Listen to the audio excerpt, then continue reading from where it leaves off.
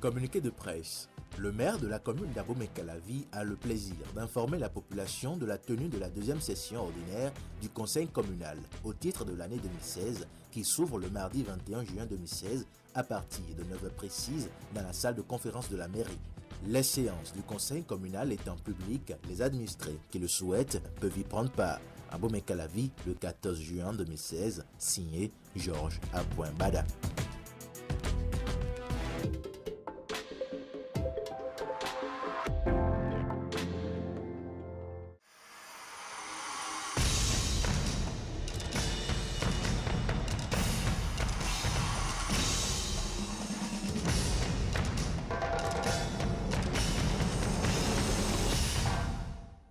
Heureuse d'être en votre compagnie pour cette session d'information.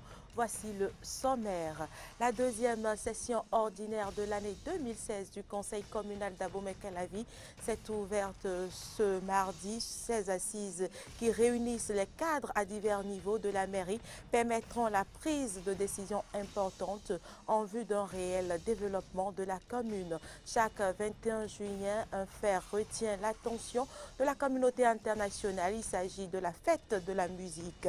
Dans cette édition, nous parlerons alors de la musique, ses origines et son rôle dans la tradition africaine. Et puis au Mali, le président Ibrahim Boubacar Keïta a reçu lundi à Bamako le ministre algérien des Affaires étrangères et de la coopération internationale Ramtan Lamamra, une visite qui coïncide avec le premier anniversaire du parachèvement de la signature de l'accord de paix et de la réconciliation au Mali, issu du processus d'Alger.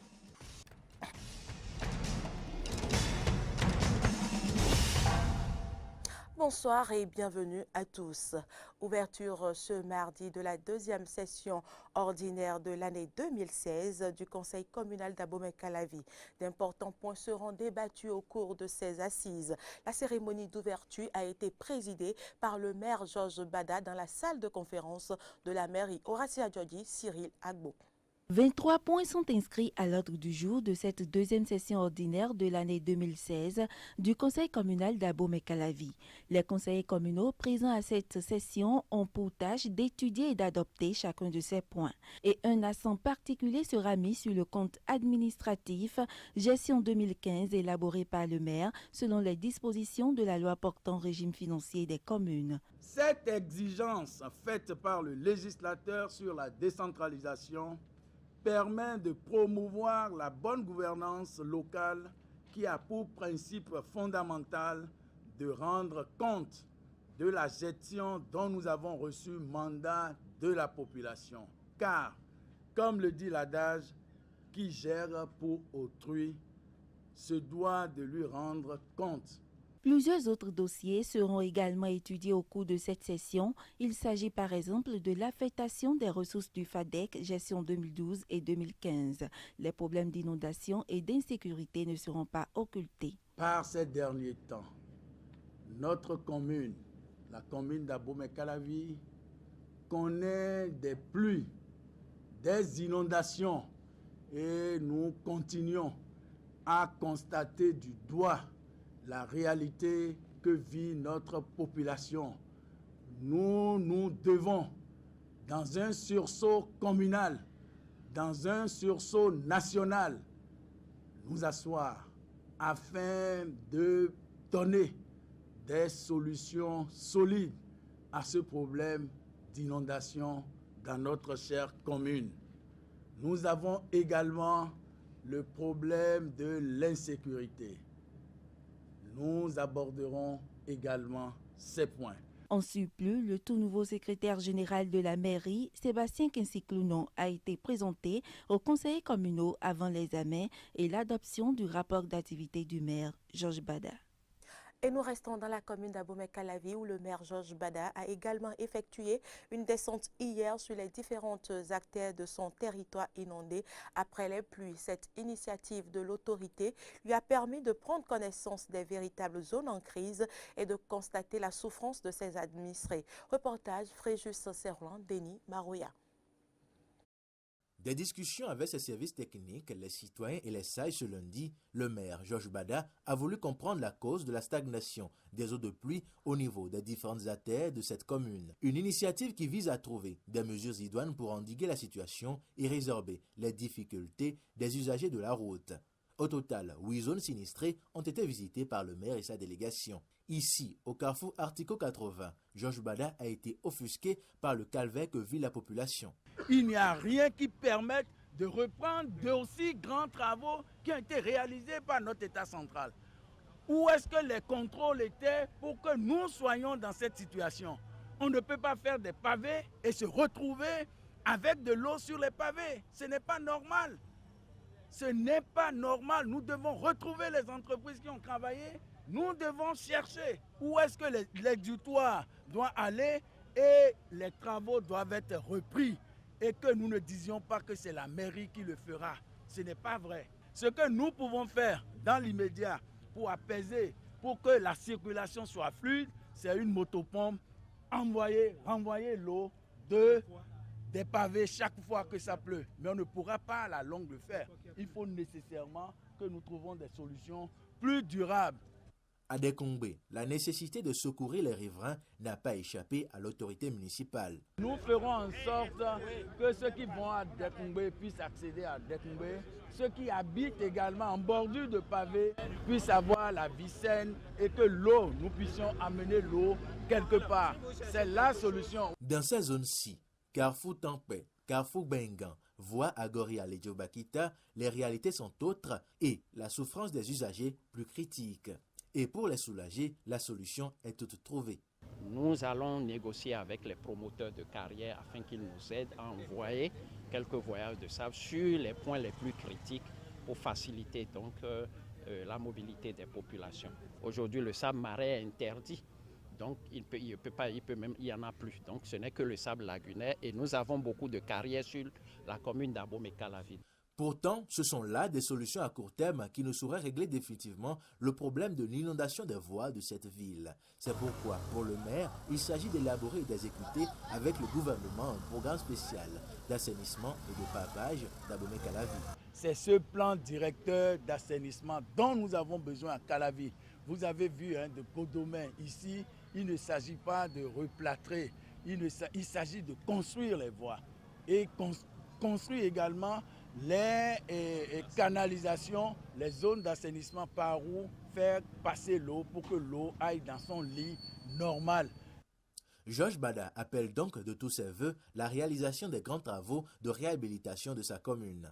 Mais pour l'instant, la mairie, avec ses moyens, essaie à son niveau de faciliter la vie aux usagers de la route. Et le maire a reçu ici, au carrefour du CG Godomè, les félicitations des riverains pour le travail accompli sur cette artère, autrefois en proie à l'inondation.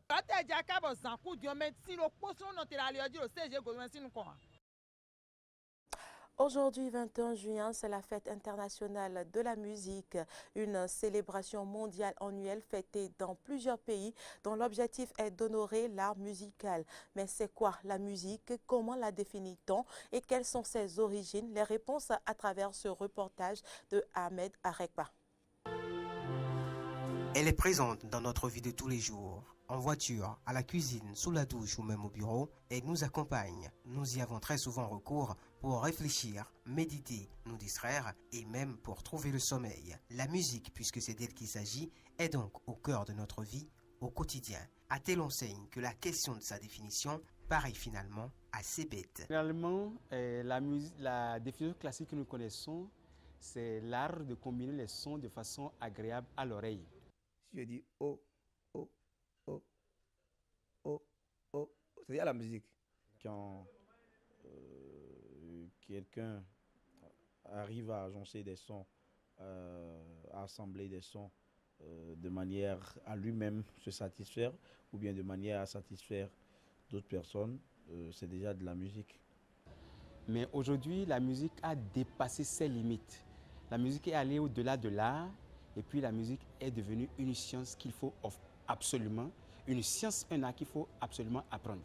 Comme toute activité humaine, la musique aussi a une histoire, une origine. Dans Genèse chapitre 4, le verset 21, la Bible nous parle là de l'origine de la musique.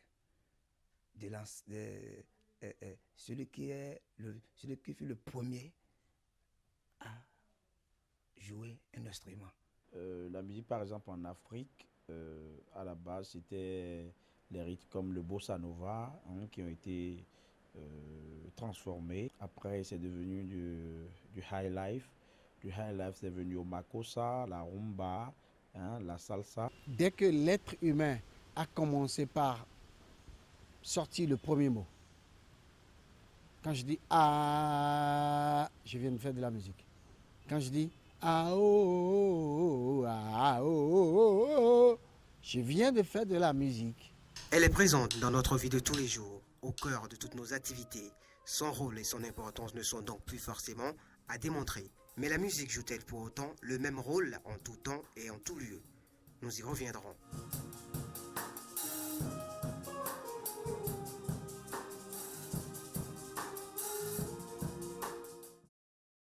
C'est aussi l'occasion pour vous parler du rôle de la musique dans la tradition africaine. Elle sert à faire bien de choses, surtout dans les religions endogènes. Celui qui vit sans musique vit sans être. Vous ne vous imaginez pas. Est-ce qu'on peut passer une journée sans écouter un brin de musique? Peut-on vivre sans musique? Je ne crois pas. S'il est évident que la musique joue un rôle prépondérant dans la vie humaine, il est tout aussi qu'elle ne joue pas le même rôle en tout temps et en tout lieu. Dans la tradition africaine par exemple, notamment dans les couvents, la musique est un véritable élément catalyseur. Chez nous par exemple, la musique nous permet d'appeler l'ange pour qu'il aille accomplir la mission qu'on veut lui confier.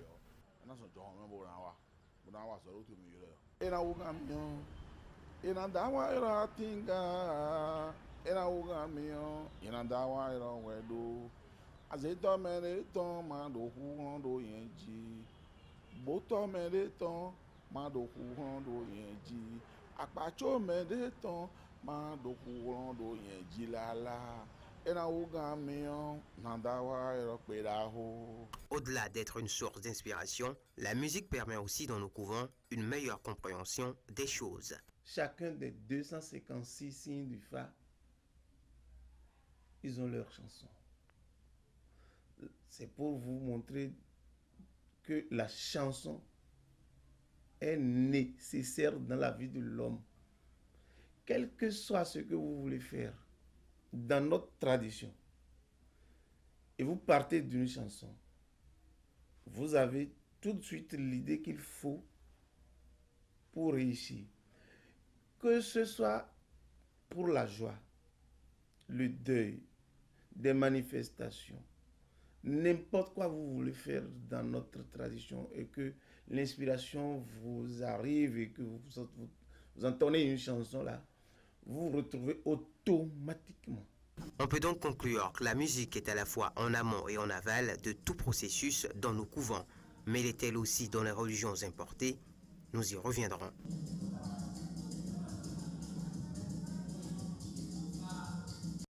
Et toujours dans ce registre, suivons ce reportage qui dresse à présent un état des lieux de la musique béninoise. On retrouve Ahmed Arekpa. La musique au Bénin, c'est une affaire de concept. Tiang System, Nunjiu, Masgo, pour ne citer que ceux-là. C'est une affaire de gestion des droits d'auteur et la guéguerre entre le Bubedra et la Sébasem. C'est une affaire de piraterie, la liste est longue. À l'ère où la musique béninoise s'urbanise de plus en plus, quel état des lieux peut-on en faire? Je dois comparer par rapport à il y a 15 ans, la musique béninoise a vraiment évolué. Ça a tellement évolué qu'on se demande parfois mais pourquoi ça n'évolue pas comme on aurait aimé. Parce que les choses ont changé. On peut jouer pendant toute une soirée de la très bonne musique béninoise. Ça a changé d'une manière ou d'une autre.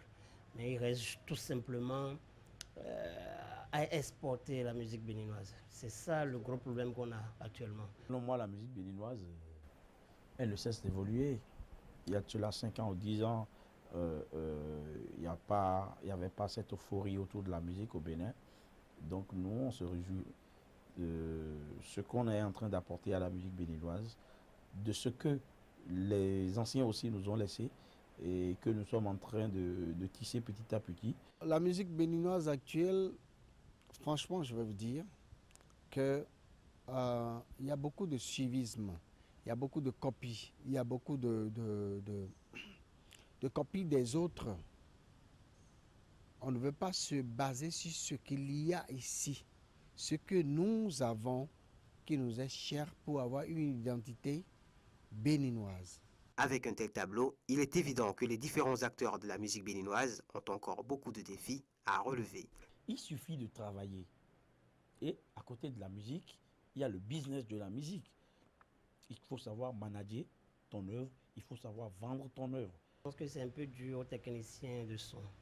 Parce que moi, j'ai toujours dit quelque chose. Les techniciens béninois n'ont qu'à se regrouper et choisir un rythme et n'ont qu'à presque imposer aux artistes. Vous voyez, si tu veux faire 2 sons ou 3 sons dans un studio, ils insèrent un rythme qu'ils ont ensemble, essayent d'étudier et de fabriquer, qu'ils insèrent dedans et ils essayent de vraiment fabriquer. Parce qu'au Bénin, on aime vraiment être roi de ce qu'on fait. Moi, je pense que ce qui freine encore le développement, l'évolution vers l'extérieur, l'exportation de la musique béninoise aujourd'hui, c'est toujours nos mauvaises langues. Chacun pense que c'est lui qui est le meilleur. L'autre veut dire que l'autre fait de la mauvaise musique. L'autre aussi veut dire que l'autre fait de la mauvaise musique. Moi, je pense que tant qu'on sera comme ça, hein, on n'ira nulle part.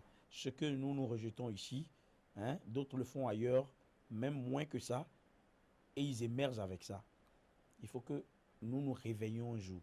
Pourquoi tu ne veux pas être comme toi, ton fond, ton goût, ton nago, ton yoruba, ton dendi, ton pera, ton mina?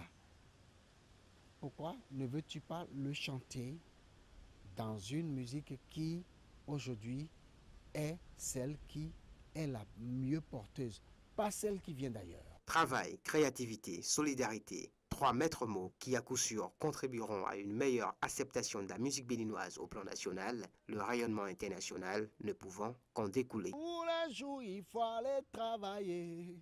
Matin, midi, soirée, il faut travailler. Le seul vrai Dieu a travaillé. Il a créé le monde entier. Tout travailler procure l'abondance. Paroles en laine mènent qu'à la disette. Le sage au travail est couronné de richesses. Hors du Bénin, le président malien Ibrahim Boubacar Keïta a reçu ce lundi le ministre des Affaires étrangères algérien Ramtan Lamamra. Une visite qui s'inscrit dans le cadre de la 11e session du comité bilatéral stratégique algéro-malien sur le nord du Mali. Cette visite coïncide avec le premier anniversaire de la signature par la coordination des mouvements de l'Azawad et le camp gouvernemental malien de l'accord de paix de l'Alger en 2015 pour mettre fin au conflit au Mali sous la médiation de Ramtan Lamamra. Suivons un extrait de la déclaration des 2 personnalités. Je ne dirai jamais assez ce que nous devons à ce niveau à la fraternité vraie dont le président Bouteflika et le peuple algérien ont fait montre à notre endroit, en acceptant d'abriter le pourparler intermalien pendant 8 longs mois. Je pense qu'avec la détermination qui est la nôtre, l'engagement qui est le nôtre, la volonté politique ferme qui est la nôtre, je pense que cet accord que l'on appelle l'accord d'Alger sera pour l'histoire un succès évident. De retrouvailles de frères désunis dans l'incompréhension qui sont retrouvés pleinement et entièrement. Nous venons de terminer une année durant laquelle les fondations d'une mise en œuvre sérieuse, d'une mise en œuvre systématique ont été posées, que cela soit à travers les actes législatifs, réglementaires, institutionnels qui ont été pris par la République du Mali ou à travers également des développements sur le terrain, des développements au niveau régional et international également. Aujourd'hui, plus que jamais, toutes les énergies maliennes, toutes les forces qui hier étaient dans des rapports conflictuels, dans des rapports parfois de mésentente ou de discorde, aujourd'hui ouvre de nouveaux horizons au Mali, à la nation malienne. Et ces nouveaux horizons sont synonymes de paix, de stabilité, mais aussi de prospérité et de vision optimiste d'un avenir partagé par toute la nation malienne. Les intempéries continuent au Ghana, notamment dans la capitale Accra. Ces intempéries ont frappé pendant 4 jours la capitale du pays, ainsi qu'une grande partie du centre du Ghana, a précisé l'Organisation nationale de gestion des catastrophes. Au moins 10 personnes, dont 8 enfants, ont été tuées la semaine dernière lors de ces pluies. Les difficultés liées au système d'égout et d'évacuation des eaux usées sont régulièrement la cause de ces graves inondations. En Afrique du Sud, la danse classique a été longtemps réservée à la minorité blanche. 22 ans après la fin de l'apartheid, des danseurs noirs se forment à la danse classique pour l'enseigner à leur tour aux enfants issus des townships, une première dans le pays. Dans ce studio de danse de Soweto, on répète sans chausson ni tutu. Moulé est professeur de danse contemporaine. À 34 ans, et se met enfin au classique grâce à un programme de formation dans les townships, ces quartiers à majorité noire. Quand j'étais enfant, je voulais faire de la danse classique, mais ce n'était pas possible dans les townships. On devait aller en ville et c'était trop cher. Quand j'ai entendu parler de ce projet, j'étais très contente pour moi et pour mes enfants. La danse classique vient enfin dans les townships. Un matin par semaine, ses élèves suivent le cours de Maria venue spécialement de Cuba. Sa tâche est compliquée. Aucun de ces danseurs n'a suivi de formation classique. Mais elle ne laisse rien passer. C'est une expérience pour moi parce qu'à Cuba, les professeurs étudient le ballet pendant 8 ans. Mais pas ici. Alors qu'est-ce que je fais? Je commence par leur apprendre les bases de la danse classique. La concentration est aussi très importante. Tout comme l'amour. Sans amour, rien ne réussit. Élève le matin, ces adultes se transforment en enseignants l'après-midi. Dans une salle de classe de Soweto reconvertie en studio, Moulé reprend avec ses élèves les exercices qu'elle a appris avec Maria quelques heures plus tôt. J'aime la danse plus que tout, parce que c'est agréable. J'aime et ça me plaît. À l'origine de ce projet, Dirk Badenhorst ne cache pas ses ambitions et ses rêves. Le but du projet est de trouver le ou la danseuse étoile sud-africaine du futur.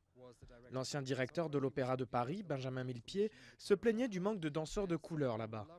J'aimerais que d'ici une dizaine d'années, des gamins de ce projet rejoignent l'Opéra de Paris. À terme, le projet vise à former un millier d'enseignants noirs sur 3 ans. Pour ces jeunes danseurs sans chaussons, c'est déjà un pas vers les planches de l'opéra. Fondée par et pour des réfugiés, une école située au sud de Jakarta propose à des enfants quelque chose qu'ils n'ont jamais eu en Indonésie. C'est la chance d'aller en classe en attendant d'être relocalisés dans un nouveau pays. Une initiative louable selon les bénéficiaires. Reportage. Une école pour les réfugiés créée par des réfugiés. L'objectif, offrir une éducation aux enfants de leur communauté. Ils sont maintenant une vingtaine de réfugiés bénévoles à y enseigner.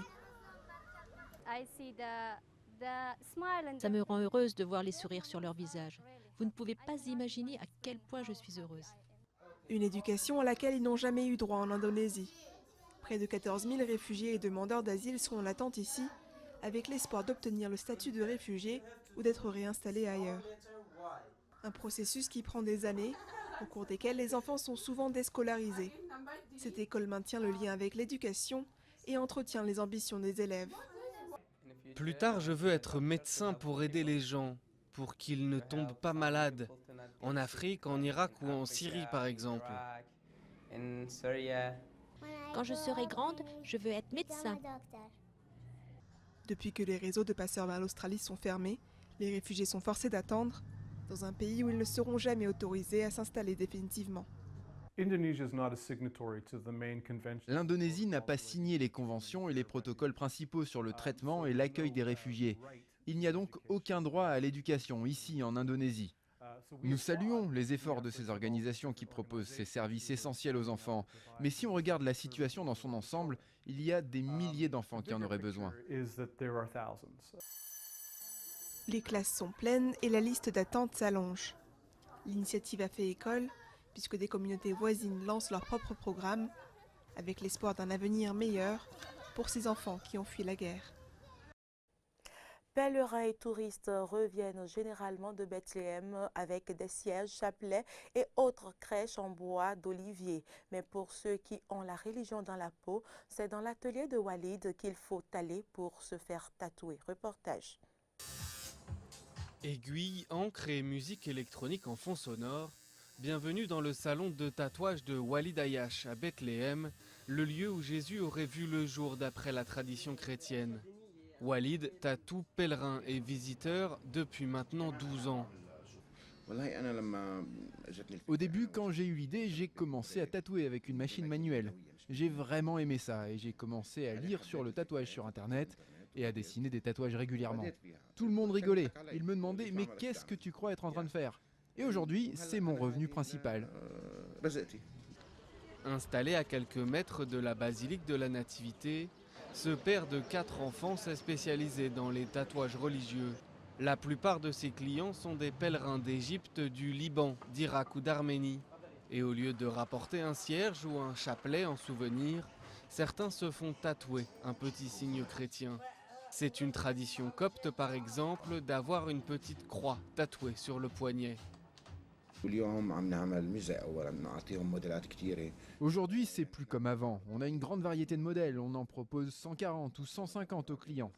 La plupart des gens qui viennent ici prient et chantent des chants religieux pendant que je travaille sur leur tatouage. D'autres clients, comme Florentino, sont des adolescents du coin qui pensent que la religion peut être à la mode. Je viens de me faire un tatouage. C'est la phrase « que ta volonté soit faite » avec une croix à côté. Walid tatoue aussi des motifs plus séculiers et va ouvrir un autre salon de tatouage à Ramallah, repère de la jeunesse branchée palestinienne et qui n'a pas la religion collée à la peau. Fin de cette édition, merci de l'avoir suivi, à demain.